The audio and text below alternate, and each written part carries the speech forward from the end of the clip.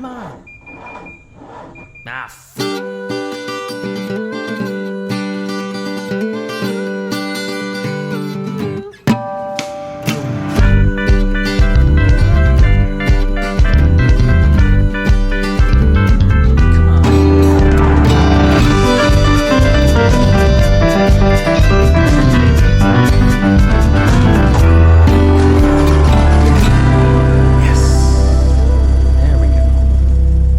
Hey, what's going on, everybody? Welcome back to the only podcast produced by three two-time winners of IMSA's Spirit of the Race Award. You're tuned into the Check Engine Podcast. We're hosted on Anchor.fm and streamed worldwide on all the platforms that you use to listen to your favorite shows. My name is Nick. Joining me, like they do every week, are my two co-hosts. Tristan is here, and of course, Andrew is here as well, at least temporarily until his power goes out again. What's going on, guys?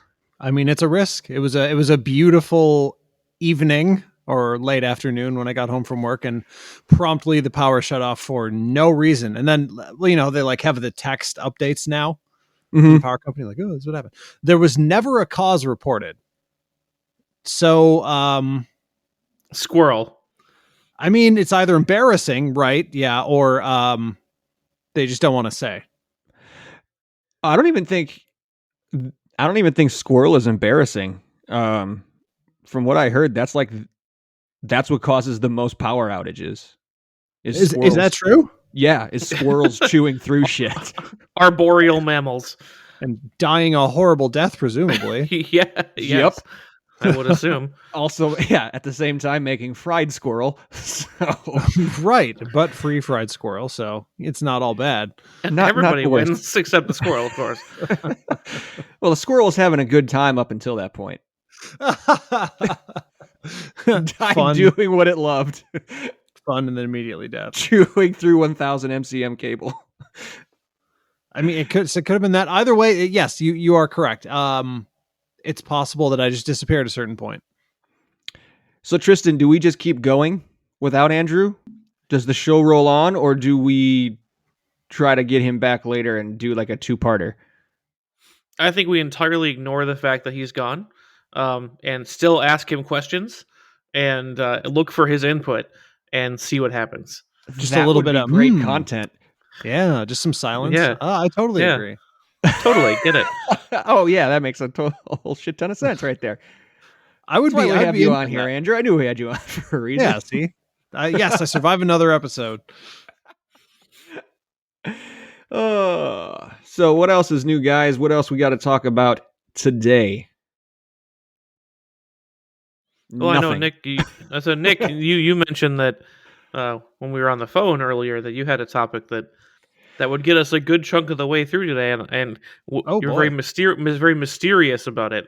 So I don't know if it was with curiosity. I don't know if it's going to get us a good chunk of the way. It could make for a good discussion.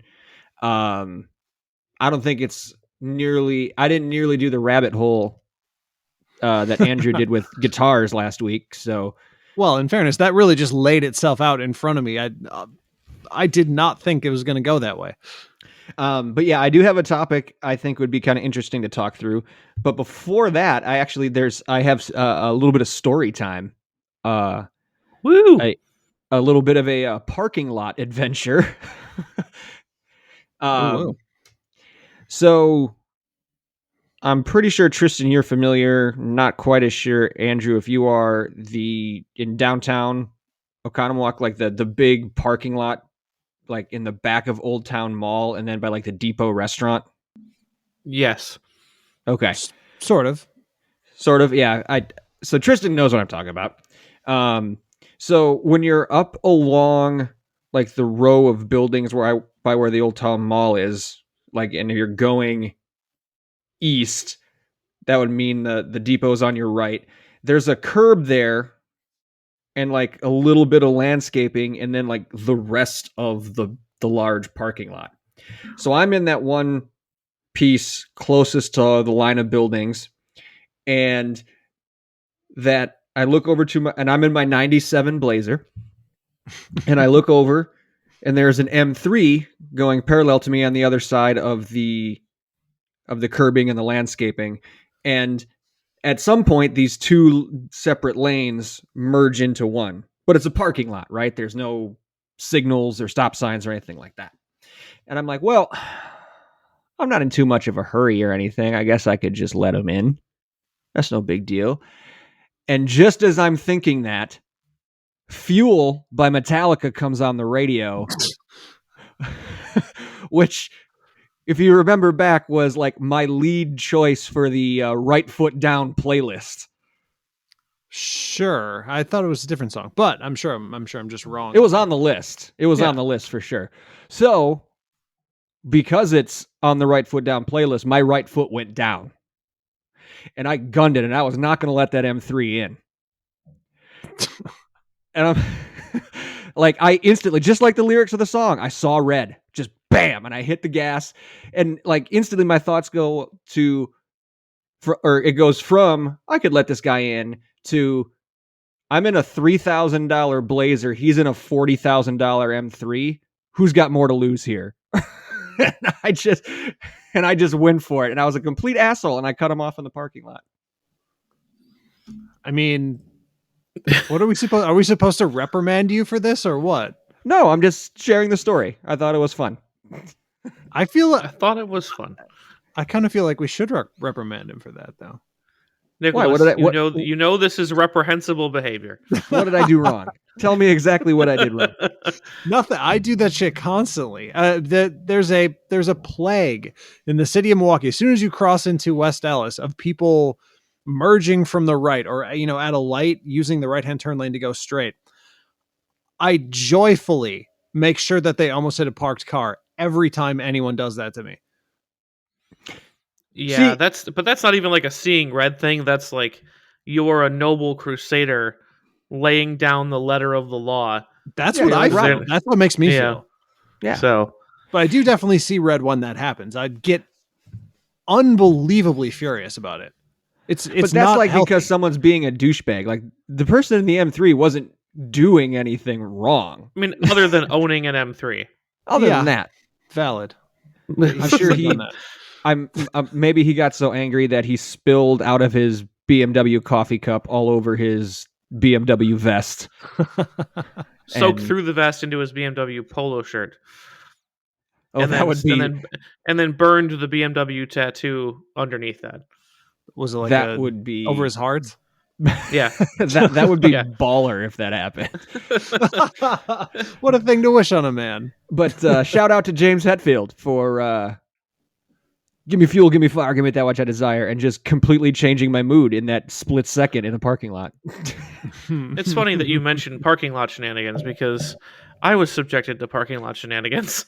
You were subjected to parking lot shenanigans. Yeah, I was not the perpetrator of this time. So, and I'm sure, Andrew, you'll know. Nick, you're probably sure too. You might know too, I should say. The parking lot down in Delafield at 83. Yes, kind of by the Noodles and Company. Half of it. Best Buy, Noodles and Company. It's got stupid little diamonds in it that I'm sure are there to like stop people from hooning around in the parking lot, doing exactly what Nick was doing, or to provide a platform for Jeep owners to park. Yeah, yes. Yeah. So I'm driving out of that parking lot, and directly perpendicular to my direction of travel, a guy not even in a Jeep, I think it was like a CRV or something, just sends it off one of those little diamonds, and like I swear got air and lands entirely out of control in front of me. And it's like I mean, I've forgotten they were there when I park next to them, and kind of like have to remember not to high center my cars on them sometimes. Like, oh wait, hold on, don't go forward. But like this guy was already moving at speed. I'm trying to think of a better way to explain them.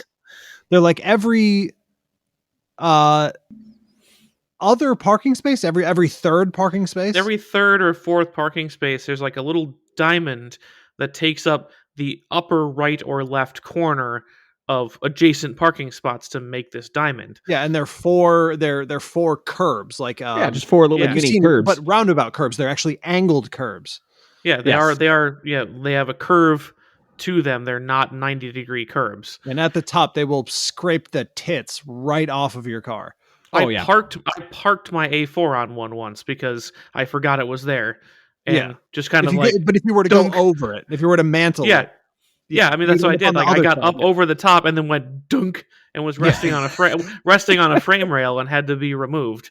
Exactly. Yes. Yeah. Exactly that.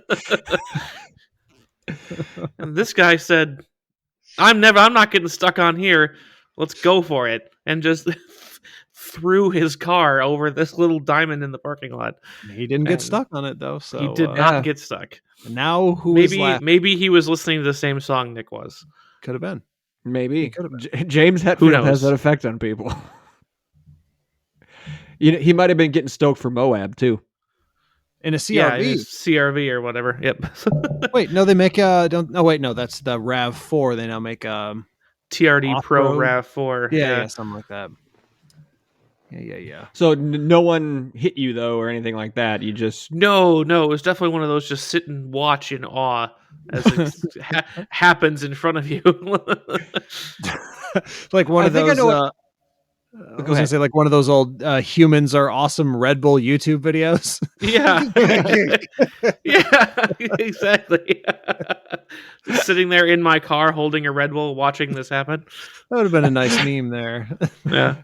I think I know what Andrew's answer to this would be, but Tristan, like, does some part of you just want to meet that person? Just to ask. Just no. Is it just me? No. Yeah. I don't care. Is it really just I would just like, hey man, like, are you okay? Like, what's the conversation? Like I would like to meet the people that just send it over the middle of a roundabout. Like those, it's like, okay, it's a whole roundabout. How'd you miss it? Like at least this guy, it might have been just like an honest mistake. I don't think those people are missing it, honestly. I think they're doing it on purpose in the roundabout. For the most part. Not when they hit the bricks in the middle. Well, I guess. A lot of times there's decorations in the middle of roundabouts. It's not just like jumping a little kicker anymore. Yeah. Although that brick planter in the middle packs some consequences. Although it didn't when it was being built. I remember that when I was going to your parents' house, or your mom's house, and it was like all red painted concrete. There's no middle to that roundabout yet, and like this guy just right over the middle at like 45 miles an hour. And that's how I don't think they're like doing it on purpose, because the look of fear and the lack of control in his eyes as he's so he was coming at you, so you actually saw his face. No, he realized what was happening and began to look around frantically. I give him a thumbs up. I might have not had the ability to comprehend what I was seeing fast enough to give him a thumbs up. The car hits and the back end wobbles, and there's this look of fear on his face. That's funny. Who else out there has seen some crazy / random parking lot or roundabout incidents? Let us know. Oh, speaking of that, Andrew has. No. Well, I mean, I guess I didn't see, but heard and witnessed the immediate aftermath of a car accident the other day, which was exciting while we were on a walk with the baby. Uh-oh. It's been a while. That's like a very distinct noise. But this one was weird because it was crash and then tires squealing. So it's like, Yes. Backwards accident, but in fact it's just because they didn't realize it beforehand. Exactly. So we were walking down the street and heard it, so we popped around the block, And well, it was kind of weird because when we walked around the corner, we could see police lights, and we're like, we didn't hear sirens though, and it took us, a minute and a half to get around the block. Mm-hmm. It's like, well, that's interesting. And so as we're walking up on it, it looked like the cop had hit somebody. We're like, but that's not possible. And that wasn't the case. His lights on after. That wasn't the case. It was some a young woman who, I'm pretty sure she just plowed into a parked car. But the cop must have been right there. Just driving right. The cop was right behind her. That's possible. She was worried about what he was doing right behind her, and she hit the parked car. That's my story. It might have been that. My thought is phone, obviously not exciting, but everything's phone. Mm-hmm. And then, I mean, we're not like who is phone? Yeah, we're not super far away from the cop shop, so it's very reasonable that there would have been a cop right there, basically. So everybody was okay, I'm assuming, though? I have no idea. I would assume so. I mean, it was a pretty modern car. She just hit a parked car. Airbags went off. So I assume the car was totaled, but I'm thinking she was probably also okay. Like he was just taking a statement. Oh, okay. So just trying to. There was no one in the other car. So. Oh, okay. That's good. I'm just trying to think of like, how would a cop play that off if he was the person to he or she were the person to actually do that? Like, I know, is it just right? Like you hit something and then like, is it just the lights or do you do the little blip of the siren then? Wee whip. And then the lights. And then the lights in. Nothing to see here. I don't know. That just makes me think of falling into YouTube holes. The police body cam one is a very deep hole. Yeah. I would imagine so. Have you seen the sovereign citizen videos? See, that's how it starts. And then you happen on one where they shoot the guy. And then it's all police body cams from then on. And then it's all over from there. Oh, yeah. There's millions of them. There's no getting out at that point. The sovereign citizen videos, like I watch them and then I just get pissed off and I turn it off. But they're always why are they always doing that for like speeding tickets or driving without their seatbelt on? Why is it always driving offenses? Yeah, that is weird. Like they don't get in domestic disputes or anything. Well, no, I mean, not necessarily that, but like it's not property line disputes or jaywalking or shoplifting. You know what I mean? Exactly. It's always like 90 and a 45. But they're not a citizen. They don't have to abide by our laws. I'm not driving. I'm traveling. It's like, well, all right. I've seen this video enough times to know exactly how this is going to go, but I'll watch anyway. Yep. But I'm still sucked in, so here we go. That's right. I already clicked on the video if I wasn't going to watch it. Well, I've seen too many of those. I've seen too many of those videos, and that's actually when when the deer hit us. That was like, I like asked Jessica to get out of the car and like tell the cop that I couldn't roll my window down because I didn't want to be that guy who's like, no, I'm not rolling my window down. Like, I'll show you my license through the window or whatever else. Like, because I've seen too many of those sovereign citizen, traffic stop videos. Like, I swear I would get out and give you this if I could, but I can't roll down the window. But also, you're just in an accident. Yeah. Like, surely there's a difference between right. And I called them. So, well, yeah, I would have just driven away if I didn't want the cops there. That's a quite valid point. Who is this? Hey, you called me. Calling the cops and saying, wait, who is this is pretty wild. If I knew there wouldn't be some kind of repercussions, I want to do that now. No, don't. Wait, who is this? You called us. What? Call 911. Wait, who is this? Oh, someone's done that though. That's a sad. That's part. A fine. Those poor dispatchers. That's totally a fine. Yeah. Should we talk about what is this? Is this a dispatch podcast, or a police dispatch podcast? We're not a police dispatch or a sovereign citizen podcast. We are a car podcast. Maybe we should be a YouTube. We are a sovereign podcast review. Yeah, that is true. No, allegedly, we're a car podcast. So we should probably get back to some car stuff. I guess so. So, yes, I do have a topic I'd want to just talk through with you guys. Doesn't have to be right away, but if no one else has anything, Josh first. Yes, okay. Thank God. We got to talk some Bilicki. He's having none of this. I've never seen or heard him like this before, dude. Yeah, a lot of fire. I didn't actually watch the race. Did you, Nick? I watched the end of it, but there was actually a good battle for the front few spots. So yeah. I looked it up afterwards too. I was looking up for any video clip, a cell phone clip. I haven't found a thing to show what actually happened. Okay, good, because I also didn't find anything.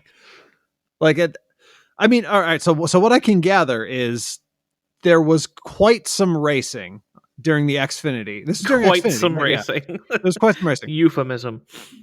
So, I want to say Josh was racing in like 15th, 16th. Yes. After starting pretty low, I want to say. So they had to change a power steering pump after practice. So that's a quote unquote unapproved adjustment. So he had to start dead last. Yep. He worked his way into and around top 20. Hold on, find his tweet here. Mid-teens, high teens, 17th, and he got spun. 17th, 18th. He got spun under yellow by somebody on a straightaway. No, that was the end. Oh, that's right. Yeah, sorry, I'm jumping ahead. The first one, he got spun under yellow. Someone spun him out, which is weird. I don't know how that happens, and how he doesn't get his spot back when that happens. Right? If it wasn't his fault. But he goes to the back, and then there's like this last few lap dash to the end, and he's in the back. He's in 30-something. Storms up through the field. By the way, still running for smaller, lower budget teams, probably not top of the top equipment that we're talking about here. And just like a buzzsaw through the field. On the last lap, he went from like 30-something to, what do you say, 15th, 16th I'm looking for, in like 5 laps. All right, here's his first tweet. Came from 34th to 17th in 6 laps. Woo! That's fucking flying, bro. Buzzsaw, like Nick said, buzzsaw. Get you some, Josh. Damn. Get you some. And so, yeah, he makes that push. He makes that charge. And then a guy wrecks him. We can call him out. Brandon Jones. Brandon Jones wrecks him. And not only does he wreck him, after the race, he literally says, yeah, I wrecked him. Yeah, he didn't care. So Brandon Jones runs for Joe Gibbs Racing, one of the top teams in NASCAR, both Xfinity and Cup. Big money, big budgets, really, really good equipment. And road courses are his weak point. I'll say that. Like Brandon Jones he's won a few Xfinity races. He's a decent Xfinity driver. He's not great on road courses. So I'm sure he's feeling a lot of extra pressure. All of my Gibbs teammates are up in the top 5, and here I am barely cracking the top 20. And here's this Bilicki kid. No one knows who he is outrunning me, and probably frustrated and just, admitted to dumping Josh on a straightaway coming to the checkered flag. Nonsense. Complete nonsense. So Bilicki gets on the Twitter. He was driving for Alpha Prime Racing, the team. And they tweeted about Jones, saying that, Jones must be upset that he was getting outrun by both of their guys. And Josh says, I'd be upset too if I was running lap times outside of the top 20 in a Joe Gibbs car, with a shrug. And then his next tweet, dude used his bumper on me multiple times and pushed me off track when we were side by side. I used my bumper on him, didn't even come close to spinning him, and he retaliates by dumping me on a straight. Pathetic. Sadly, I don't have a daddy that can pay for the damage like him. So, you know who his dad is? No, I had no idea. So Brandon Jones is the son of J.R. Jones, president and CEO of Ream Comfort Products, which is Jesus, which is like furnaces and stuff. Furnaces and stuff. Yeah. They sponsor Gibbs. They sponsor Kevin Harvick. Like they're a big time NASCAR sponsor. Right. So Brandon. Of course. So yeah, Rich Daddy. Wow. And I think it was Josh's car owner had a tweet later or spoke to somebody in the media and said, you know, kids like that just don't care about the cost. He's like, that was a $20,000 wreck plus the man hours for a small team. Right. He's like, I wish I was in a position like Brandon Jones is where I don't have to care because he can just tear up equipment and his dad will write another check and all will be fine, you know? So he was getting outrun. He got roughed up a little bit by Josh, who admitted he put his bumper on him at the end, but didn't wreck him. Man. Didn't wreck him. Everyone was putting bumpers on everybody if you watch that race. It wasn't like people were just singling out Brandon fucking Jones. Well, also, listen, if a guy's going from 34th to 17th and you're in 16th, you're probably slower than him too. Yeah. Yeah. That sounds like a spotter issue. If the spotter should probably at that point be like, it's been 6 laps. So he's passing what? Someone do math for me. Multiple people per lap. 17 divided by 6, whatever that is. I mean, come on. Like 2.5 per lap. You're good. That's visible. Like you can see that. Mm-hmm. Yeah. So what I was watching and I saw, I mean, I always pay attention to the ticker because let's face it, Josh isn't going to get a ton of TV time. Sure. So I'm always paying attention to the ticker and yeah, like white flag comes out and it's like 16th, 17th, whatever it was. I'm like, oh fuck yeah, go Josh. This is great. And then as the cars cross the line, they do like where like the name pops up as they cross. Yeah.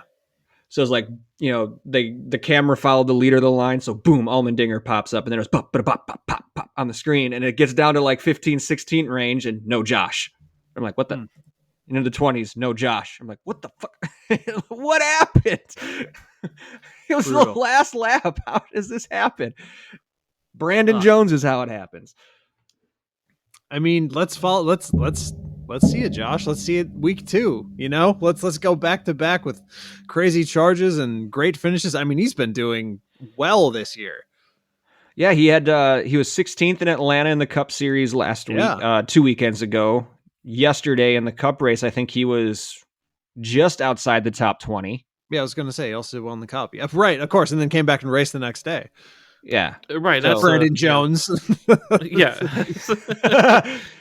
I think that was one of the. Do you have Brandon Jones? Well, that's right. Exactly. I think that was actually one of the when I like followed the thread that tweet opened and a bunch of the replies to it. I think like one of the first ones was like, "Yeah, but does he have a Cup ride?"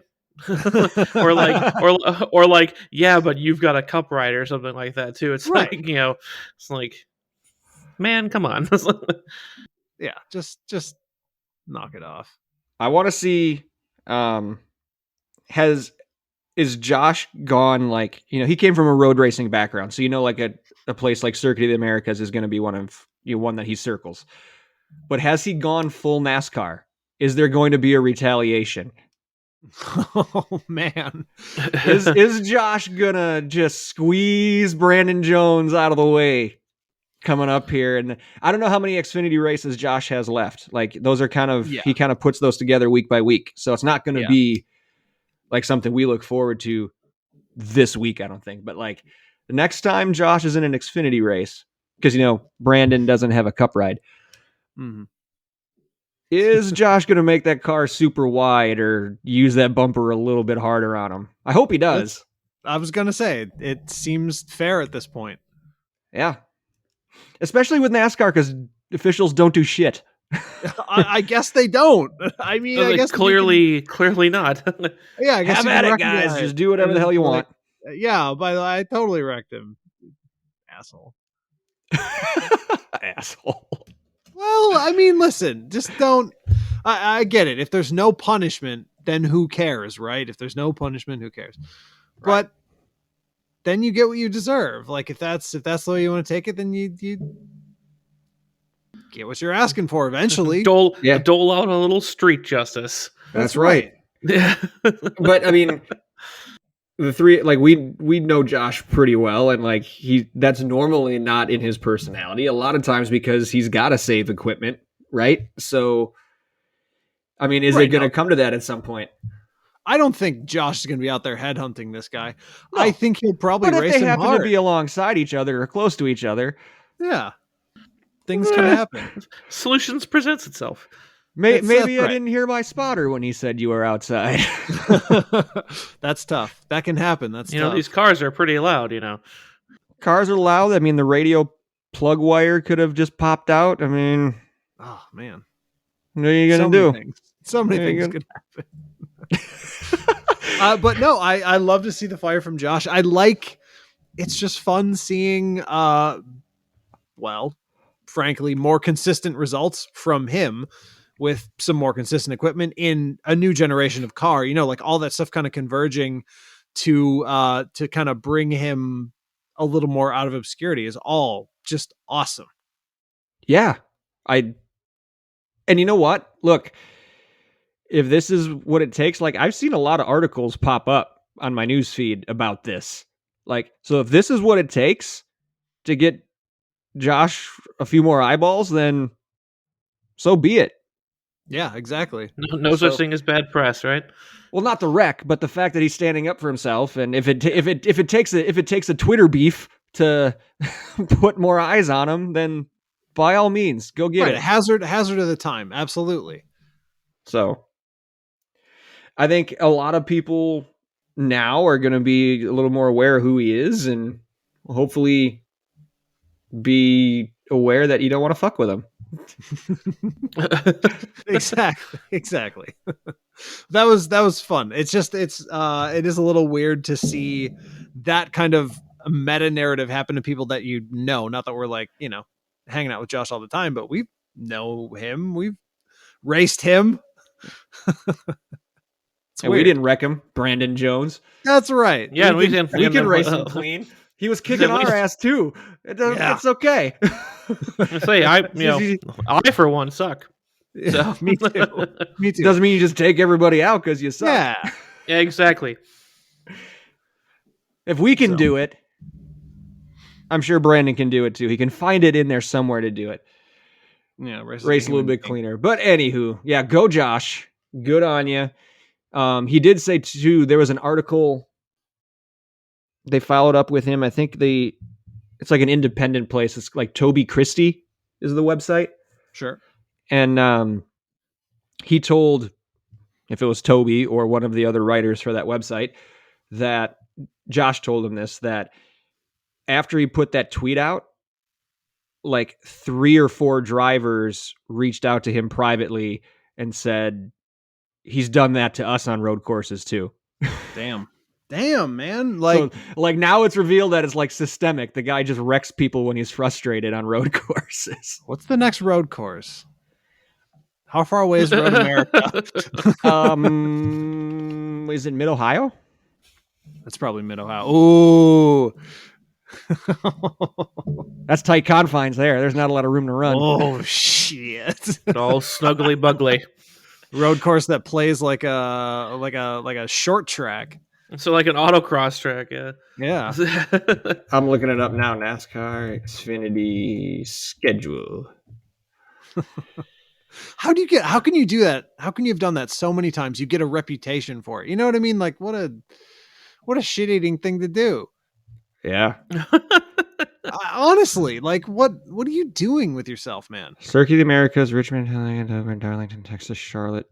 Ooh, no, they're going out west. Portland International Raceway in June. Portland. Yeah, IndyCar races there. NASCAR's going there this year. I remember that now. NASCAR, Xfinity, and trucks are going to Portland this year for the first time. So hopefully Josh can get a Portland ride. Yeah, definitely. I just want to see a track map. While we're doing that and talking about NASCAR, I suppose it's a decent time to talk about what is the steepest penalty I've ever seen come out of a NASCAR race, but still doesn't seem like a whole lot. I'm not familiar. Did I miss something? I must have missed something. The Kozlowski penalty? No, what happened? Keselowski? What happened? Well, I'm glad I can break this story. So let's see. I'm trying to remember when this was. Oh shit! So it was after last week's Atlanta. Yeah. For illegal body modifications, Kozlowski and the team. Oh my God. So Kozlowski lost 100 points and 10 playoff points, and the team lost 100 owner points for an illegal body modification, which according to some, Twitter NASCArisms is like their go-to. So it could have literally been anything they did to the car, but I think that's a pretty significant hammering.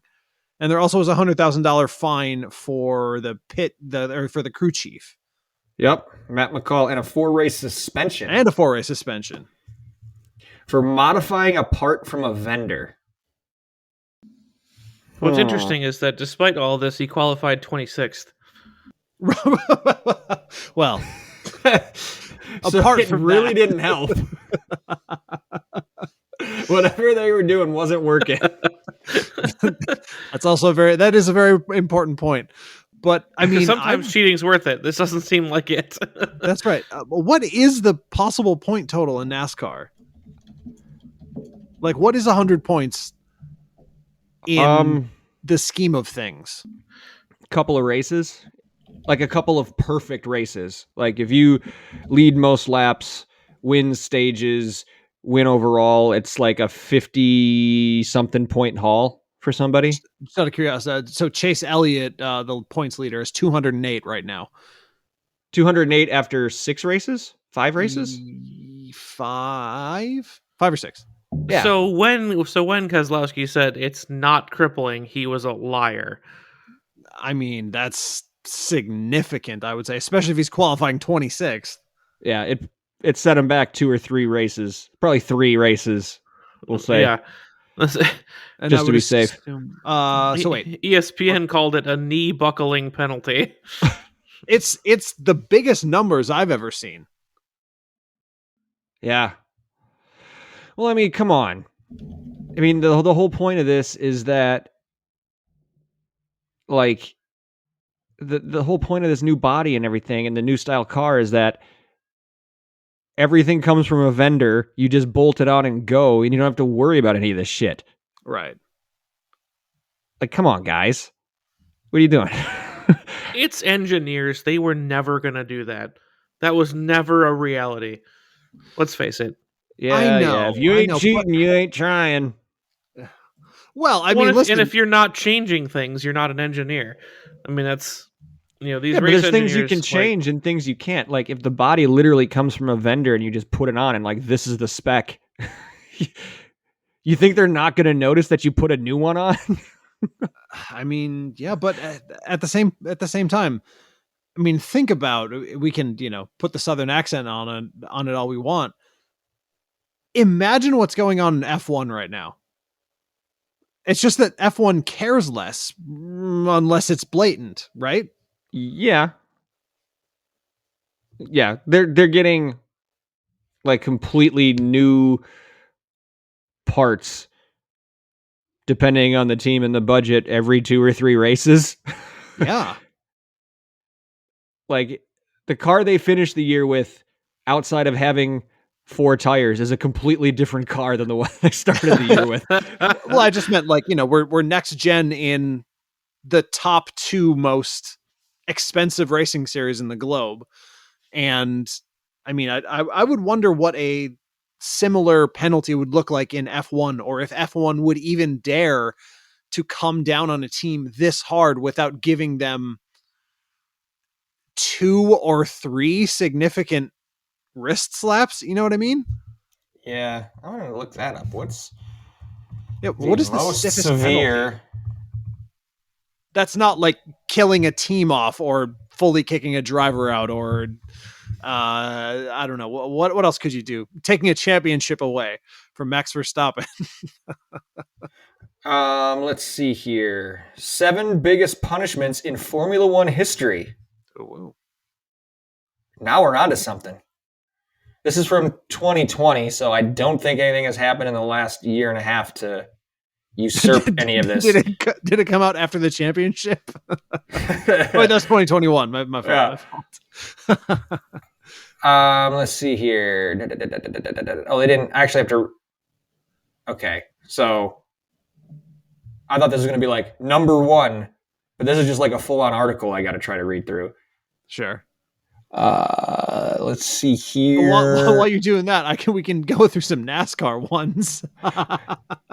So here's one. Racing Point was handed a $400,000 fine and docked 15 points.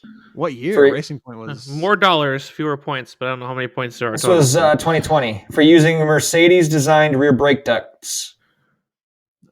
Huh? Some teams believe this penalty isn't harsh enough. This one, I remember hearing about this one.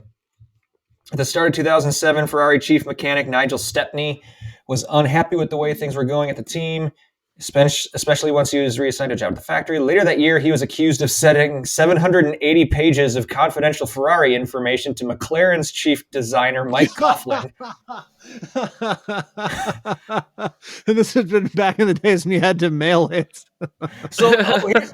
Andrew, if you want to laugh even harder, later that year, blah, blah, blah, blah, of sending information to McLaren's chief designer, Mike Coughlin, after his wife went to a local shop in Woking to have them photocopied.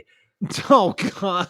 Yep. The only problem is that the person who worked in the photocopier shop was a Ferrari fan. Oh, God. Oh, no.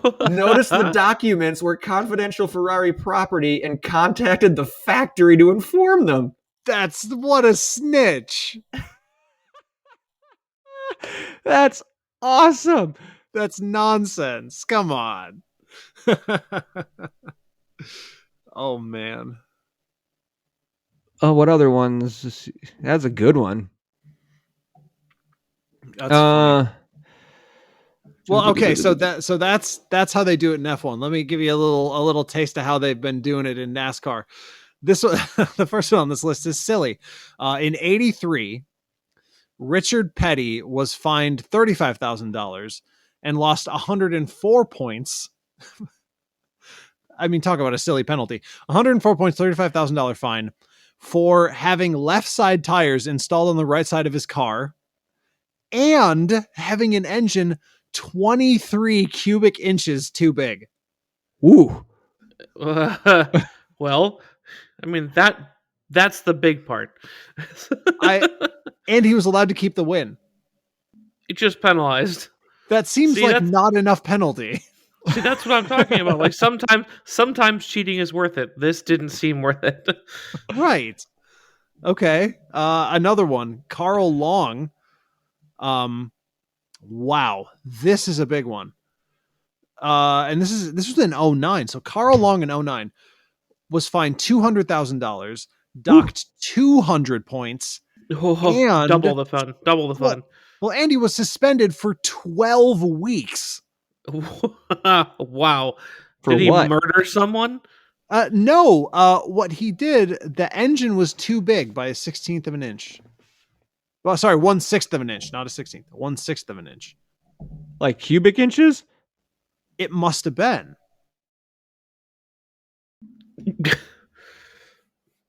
Why did he get that? What? Why did he get that? Yeah, why did he get sent to actual jail? Because he's not Richard Petty. That's why. Well, Carl, yeah, he's not Gibbs or Childress or Hendrick or any of those teams. I'm just gonna pull up one from 2009 and see if there's anything in here about the team penalties. Why? But what did they do? No, this is just them upholding it. It doesn't say that they suspended the crew chief or anything. Which that seems a little weird to me. Definitely. That NASCAR considers, here's a quote, NASCAR has and continues to consider an oversized engine to be one of the most egregious of rules violations, warranting the harshest of penalties. Well, I mean, that was pretty harsh. Okay. I don't think Carl Long had $200,000 extra to spare. Well, hold on a second. This goes a little deeper. Carl Long, Danielle Long, and Charles Swing were found to have used an oversized engine. They fined them all $200,000 and suspended all three people. They also docked the Longs 200 driver and owner points and barred all three from NASCAR activities for the 12 weeks, from all NASCAR activities. Okay, so that would have been the driver, the co-owner, and the crew chief. Yeah. And Carl Long was an owner driver. Exactly. Yeah. So that, okay. Now, yes, that makes a lot more sense to me. So that was in 2009. That was in 2009. Yeah. I'm going back to the driver database, and let's just see how good Carl Long was doing in 2009. With the what's 1/6 of an inch get you? Yeah. You know what I mean? It looks like, well, at least on here, it only shows one race in 2009. Well, 12 week suspension, remember? Yeah, he finished 35th in the one race he ran. So again, made a whole lot of difference, NASCAR. Oof. But again, you know, that he must be made an example of. I was going to say that may be the right way to go about this in this specific circumstance. You may want to actually throw the book at the guy for not finishing high and doing this, because imagine the message it sends to the team who's in fourth, looking at, you know, a quarter of a second or whatever, like, yeah, what if? Right. If it I see what you're saying there. So if it is like a Hendrick, and I'm not saying anyone on Hendrick's team would do this, so don't take just this the wrong way. Just any top team, Yeah, like, if just say they find him $60,000, I don't know. Yeah, like no suspension, $60,000.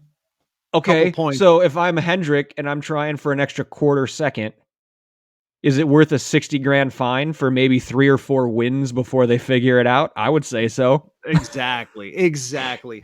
And I mean, just think of something like, I mean, imagine a scenario to move it back to F1. Imagine a scenario where, let's say Mercedes just doesn't do so well this year. Let's say they're consistently 5, 6, 7, 5 through 10. What would an F1 penalty look like if they're found to have, drastically better lap time results in the second half of the season and they get caught? You know what I mean? I weirdly feel like I find myself coming down and agreeing with NASCAR here, because I feel like F1 would probably hide it a little more. I mean, just think of all the times they've directed media attention or kind of moved the narrative on things like, what was it, 2-3 years ago, Ferrari was putting umbrellas over their driver compartments when the cars were sitting on pit road. And there was a reason for it that was revealed eventually, but I don't remember what the heck it was. Or remember the their engine thing? I think it was Ferrari engines scandal thing from like 2019 or 2020. I'm thinking the Mercedes front adjustment from last year or 2 years ago. Oh, where they pulled the steering wheel, the camber adjustment. Camber adjustment. Yeah. Not camber adjustment. That did adjust the camber of the wheel. The toe. Yeah. But what happened with Ferrari is like 2 or 3 years ago, where like in the off season, the FIA and Ferrari settled on a penalty, but they didn't announce what the penalty was or what the violation was, but it was something with their engine or their fuel or something like that. Yeah, which again, like we were kind of talking about, like almost defeats the purpose of the penalty, because it's like they'll come up with more money. That's not an issue, right? It's you have to be made an example of. Yeah, it just kind of strikes out, what is the point of a penalty? Why even do it if that's, why even go after Ferrari at all if that's what you're going to do after the season? Why even why even do the examination, the intense scrutineering of Mercedes when you're not going to do anything? Right. Interesting. Crazy stuff. So I still have my topic to get to. Oh yeah. Sorry, I've wasted all of your time. Yeah, we've got that's fine. We've got about 10, 15 minutes left before we got to get out of here. So, I mean, why don't we save that one, give it the time it's due, and just stay on racing. This is on racing too, Tristan. Okay. I don't even know what this is. I don't know. I'll totally. Yeah, my article is on racing. So, sticking initially here, just to transition over, this article, man, when was this released? New Year's Day. So it's been a minute, but I just thought it was interesting, and I just remembered that I had saved it, so I wanted to bring this up. So we talk about, for our Formula One, we talk about NASCAR, and those driver salaries are pretty public. Like, you can go look up, and Chase Elliott just signed a new 5-year deal with Hendrick worth blah, blah, blah, blah. Lewis Hamilton and Max Verstappen get, $40 million a year or whatever it is. It's just insane. Sure. Like quarterback money to drive those cars. But there's always some ambiguity around sports car racing, around IMSA, and even around IndyCar to an extent. So Marshall Pruitt, who we've referenced quite a few times on this show, released an article on New Year's Day. So you want to be a pro driver, how much will you earn? And he, obviously all his sources were talking to him under the, promise of anonymity. So we didn't know who was saying this, but hey, that's fine. It gives a really good look at like what IMSA, now not the gentleman drivers who actually provide the funding, but like the pro drivers in each category and what their salary ranges are. So we'll just kind of start from the bottom and work up. So GTD, that's the Pro-Am category. A lot of gentleman drivers. This is the GT3 spec cars. Aaron Telitz, former guest, is a pro in one of those Pro-Am pairings on the GTD side. So this would be, this is some potentially Aaron makes somewhere in here. But according to one source, GTD, there's always going to be outliers. I've seen 80,000 on the low end to 225,000. The average is right in the $150,000 to $160,000 range. So IMSA, 10 weekends a year, 15 grand a weekend, 16 grand a weekend. That's not a bad haul. That's not too bad at all. Moving down the list, now it's GTD Pro, but you think of GTLM. So what Corvette Racing, Porsche factory teams. They bring a lot to their manufacturers with promotions they do away from the racetrack, being a brand ambassador and all that kind of stuff. So this is something like a Jordan Taylor, for instance, running for Corvette Racing. The quote here is, in general, we're talking $350,000 to $400,000. That's not bad. That's pretty good. That's not bad. Yeah. Can't That's hate that real good. I'd take it. So LMP3, the lowest prototype class, which in my opinion shouldn't be in IMSA because they already got 2 prototype classes, but hey, whatever. Another Pro-Am category. The pros are looking at somewhere between 10 and 15,000 per weekend, so 100 to 150 grand. The same, actually. Yeah, the same as GTD, roughly. Same as GTD, yeah. Just race GTD. LMP2, the next step up for prototypes, still a Pro-Am category, $200,000 to $300,000 average. And now if you go to DPI, which is the top pro category in IMSA, on the low end, lowest paid pros, probably the newest, youngest ones, are about $300,000. The more experienced ones, pretty serious name driver, quote unquote, looking at about $500,000 a year. Sweet. That's pretty good. And then it moves into IndyCar. So let's see here. There are 3 phases of contracts. There's a rookie contract, the journeyman, and then someone that's a recognizable star, possibly a champion. For the rookies, probably coming in from Indy Lights, they'd get 250 to 300 grand. Whew. And might even bring a sponsor and make some money off that deal. The journeyman, so think of, before he went to the TV booth, this is, I would feel like James Hinchcliffe would go in this category. Been around a while, wins a few here and there, but not like Colton Herta, Scott Dixon, Joseph Newgarden, bona fide superstar. The journeyman is 800,000 to $1 million. And then at the top, there are about 8 drivers who make over 2 million. Maybe 1 or 2 of them are over 3 million per season. Whew. I mean, that gets up there fast. Worth it. Worth it. Wow. And then he throws some other things in the article about, this is, qualifiers, right? Like this is before taxes, and they're considered private contractors, so they have to pay for their own insurance, and being a race driver, insurance policies are astronomical and all that kind of stuff. But it's like, if you want to start my top line at $3 million, I can figure out the rest. You might find a way to find insurance. I'll say I'll be able to eat. It's fine. Yeah. I mean, you know what? Good. It's weird. Like my first thought, when I read that was like, it went back to like the accessibility of sports cars. Like, what's the reasons fans like it? Because they look like the cars you see on the street. When you get down to even, the lower categories like Michelin Pilot Challenge, this is a car I could potentially even afford, a Veloster TCR or a Civic or whatever it is, right? But then you look at the salaries and it's like, that's kind of accessible too, depending on where you're at. Like, I could see someone getting, that's middle upper management pay at a corporate office, right? Sure.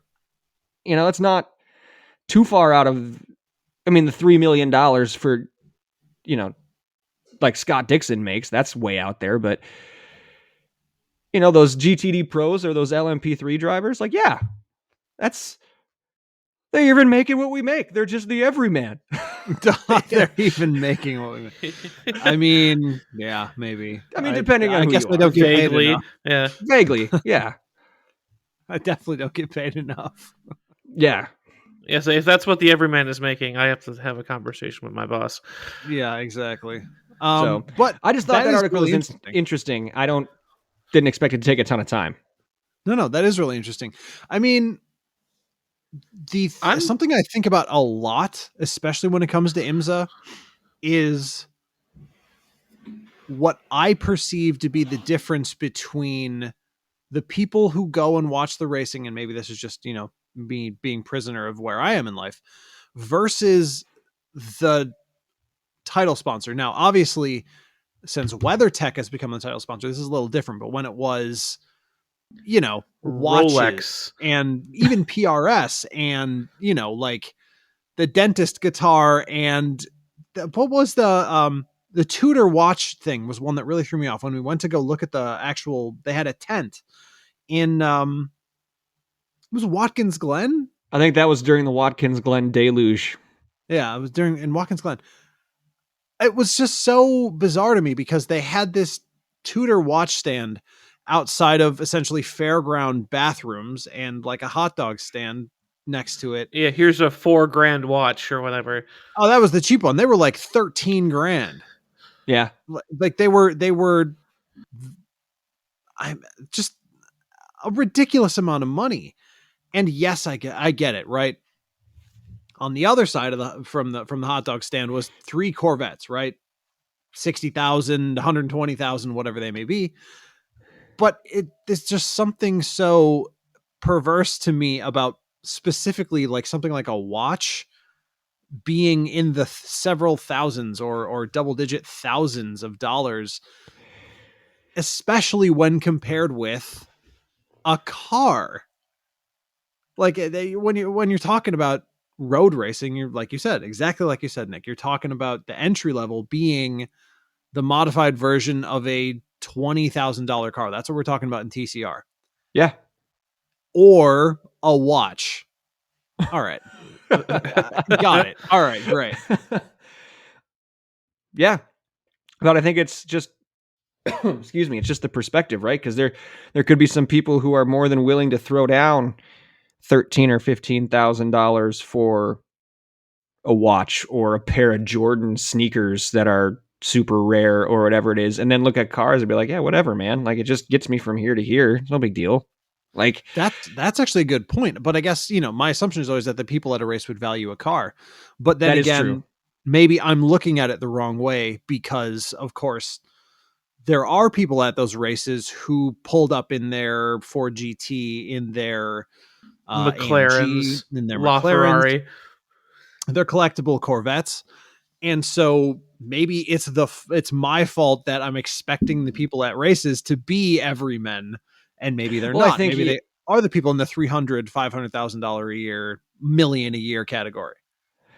I think that's a lot of it too, right? I mean, you see a lot of Porsches, you see a lot of Corvettes, like all those car corrals, the Mustang corral, you'll see it, from a McLaren to even you see a lot of Lexuses or Lexi now.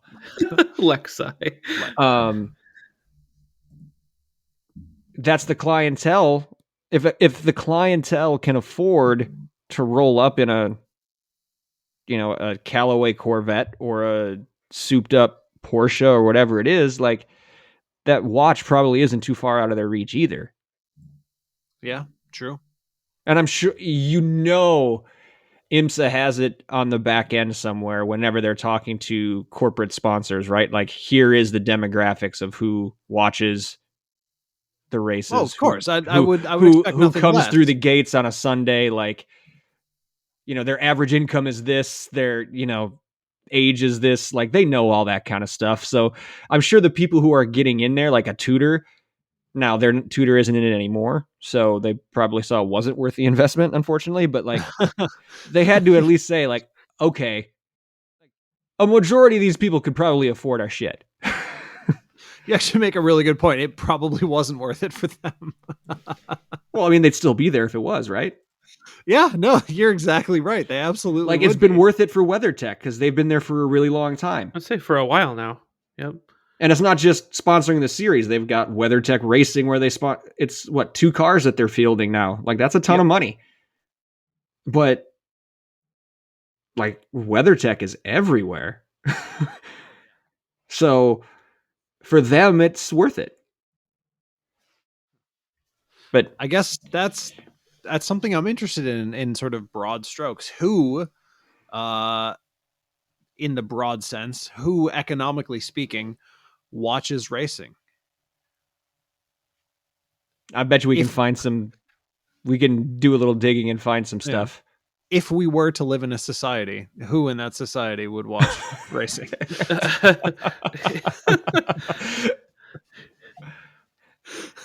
That's interesting. I'm not gonna say. Are you sure we don't?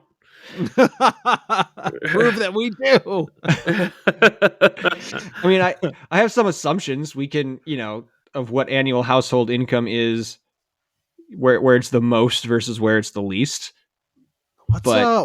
Well, I mean, that's the thing, right? That would be a related question. Is racing highly regional, as it sometimes seems, or is it one of those things where if you like racing, if you like IMSA, you're just as likely to find similar things in Napa Valley or in California as you do in,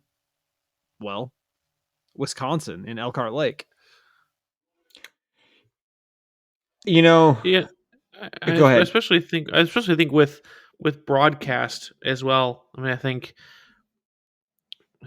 from what I feel like what I've seen is that racing draws all sorts of people, and that's almost kind of the fun part. It's like some guy in his 15-year-old Civic goes to Road America, and some big shot from Chicago drives up in his M7, and or follows the team in and has his McLaren trailered up there or whatever. Yeah. And I think that's when I was in Germany watching F1 with the host family when I was on a foreign exchange. It's like his dad was a mechanic, and obviously interested in cars, but like his buddy like worked at a winery and loved F1. Just regular production line guy at a winery loves F1. And we all know there's a ton of money watching F1, especially in places like Monaco, but because people can tune in from home, or because racetracks are willing to sell everything from general admission tickets to luxury suite hospitality packages and everything, you can cater that experience to so many different people that I think it's interesting how broad the appeal is. Like it falls in line with a lot of other sports when you think it might not necessarily, because it's like, oh, you've got all these luxury brands, especially in stuff like F1. It's like, oh, it's Mercedes and Ferrari, and like it's only luxury brands in some of these racing leagues, and it draws attention even though it's not what people are driving. And it's an interesting thing that's weird, I think, about racing. Like, I think regular athletes, you kind of put them up on a pedestal, and it's like, oh, well, those are the guys who are really good at the sport, whatever that is. Give them a ton of money, and they don't have to be like me, and there's not a lot of relatability, but you can still enjoy it. I feel like people really relate to racing even if they're not driving what's on the track. So yeah, that's interesting. That's a really interesting take. I agree with pretty much all of that, actually. To Andrew's question, though, about the regionality, they don't want to say it. They want to all be known as a national sport. I mean, F1 can truly say it is an international sport. Like, it's an international draw. Whatever it is, they crack that code. But even then, I'm sure it's... Anyways, continue. But... well, I was going to say, like, they're not getting the same people when they come to America as they are in Abu Dhabi. Oh, right. No, as far as like demographics or annual income or whatever, yes.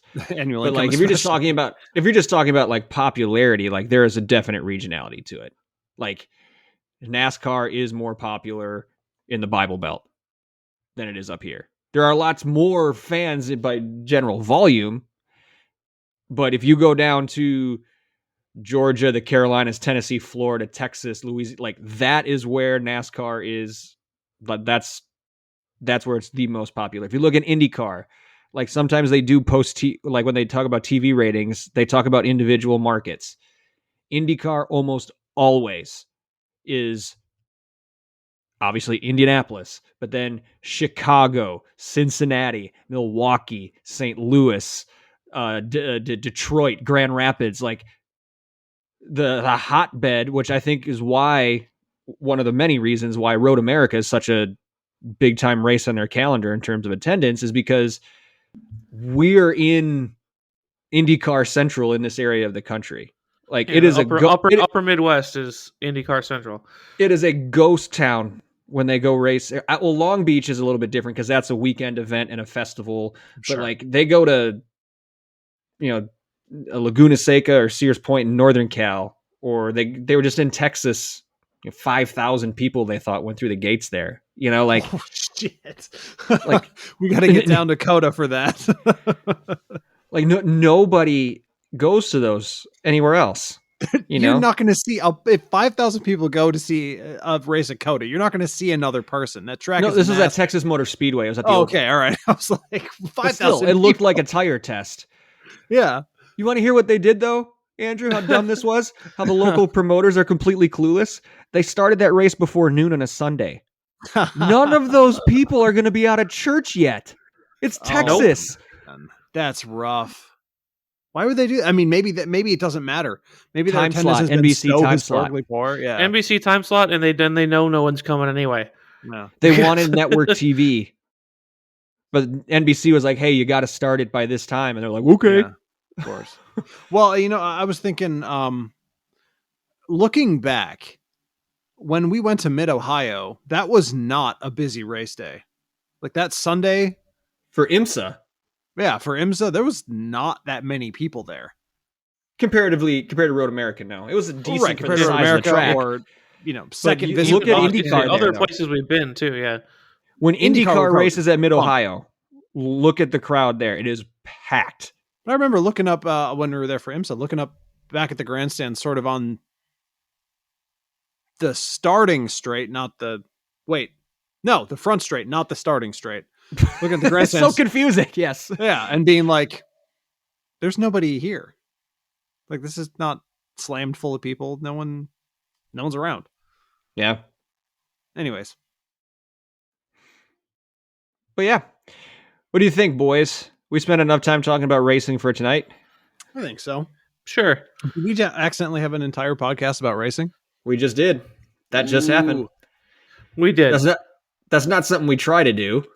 So we'll probably try to avoid racing talk next week. But the evolution. Here we go. That's what happened. So yeah, we'll get you out of here, folks. Before we do, real quick, if you want to give us other topics to talk about besides racing, feel free to reach out on social media. It is Check Engine Podcast is the search on Facebook. Andrew, where can they find us on Twitter? At Check Engine Pod. Tristan, how about Instagram? Also at Check Engine Pod. There you go. So be sure to like, share, follow, post, DM, reach out how and when you can. Ask us questions. It'd be fun to do a listener question episode again. I would love that. Ask us questions to answer on the air. Let us know what you like or dislike, any of that kind of stuff. But thank you for sticking with us today. We appreciate you listening. We don't want you just to listen. We want to interact with you. Wherever you're listening to us, whatever platform, just leave us a review, please, preferably a good one, and or hit that subscribe button. Doesn't cost you a thing, and you'll get notified of any new content that we put out for your ears. If you're really into what we're doing, would like to support us monetarily, you have two options for that. You can go to patreon.com/checkenginepodcast or hit the support button on our homepage at anchor.fm/checkenginepodcast. Every cent donated or pledged, whatever you want to call it, is put toward making this podcast a better experience for you. None of it goes back to us. So thank you in advance for that. Gentlemen, any shout outs before we sign off? There was a specific reason I was going to thank my wife, but I don't remember why. So just my wife anyway. How about that? Yeah, you don't need a reason. She's your wife. Yeah, exactly. I don't need a reason. You don't need to get that aggressive about it. But sorry, yeah. Defensive much? Jesus. Thanks, wife. It sounds sarcastic. I can do it again. Thanks, wife. No, that's worse. Yeah. Yeah. Now that you called yourself out for being sarcastic, none of it's going to sound good. Damn it. Who's next? Tristan? I would like to thank We Energies for keeping Andrew's lights on. So we can get a full episode. Wiener G's. Good job, we. I still don't know how they didn't see that. It seems like branding oversight. Wiener G's. Exactly. Anyways. I have a little more of a somber shout out. So found out, what was it, 2 days ago now, that Taylor Hawkins, drummer for the Foo Fighters, passed away suddenly at the age of 50 over the weekend. Just after they did a concert at a big festival in Colombia, and they were on their way down to, I think their next show was going to be in like Rio or something like that.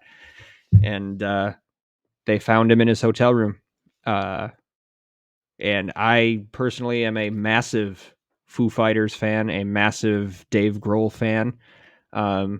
And Taylor as well. He wasn't just a drummer. He was an incredible singer. He had side projects where he was singing, playing guitar. He's just a great all-around musician. And from all accounts, he was one of the single nicest people that anybody has ever met. So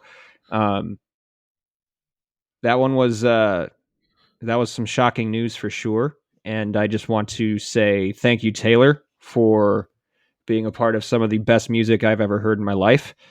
And we're going to play it loud for you as long as we can. So we're never going to forget any of the contributions you made. So shout out to Taylor Hawkins, thoughts and positive vibes and prayers to his family and friends and the Foo Fighters. But we'll miss you, Taylor. And thank you, listeners, as well, for your continued support. We love hearing from you. We love recording this for you, and we can't wait to speak to you again. But until we do, take care.